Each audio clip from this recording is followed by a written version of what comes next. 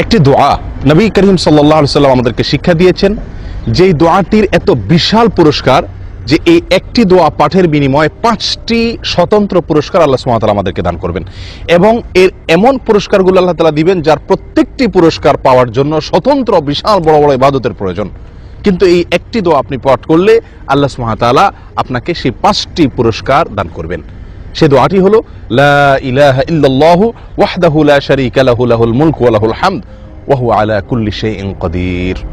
এই দোয়াটি নবী সাল্লাল্লাহু আলাইহি ওয়াসাল্লাম বলেছেন, যদি কেউ দিনে 100 বার পাঠ করে, 100 বার, তো তার 5টি পুরস্কারের প্রথম হলো 10 জন গোলাম আজাদ করার, বা 10 জন গোলাম বা কৃতদাসকে স্বাধীন করার, অথবা 10 জন বন্দী মানুষকে মুক্ত করার সওয়াব আল্লাহ তাআলা দান করবেন। 2, আল্লাহ তাআলা তাকে 100 নেকি দান করবেন। 3, 100টি গুনাহ থেকে আল্লাহ তাআলা তাকে মুক্তির ঘোষণা দিবেন, তার গুনাহ মাফ করে দিবেন 100টি। 4, ওই দিনের জন্য শয়তানের আক্রমণ থেকে আল্লাহ তাআলা তাকে নিরাপত্তা দান করবেন, তার জন্য সুরক্ষা হয়ে যাবে শয়তান থেকে।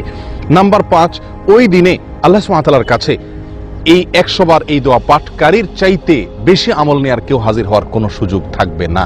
অর্থাৎ যে যত সওয়াব উপার্জন করুক না কেন, ওই দিনের সবচেয়ে বড় কামাই হবে তার।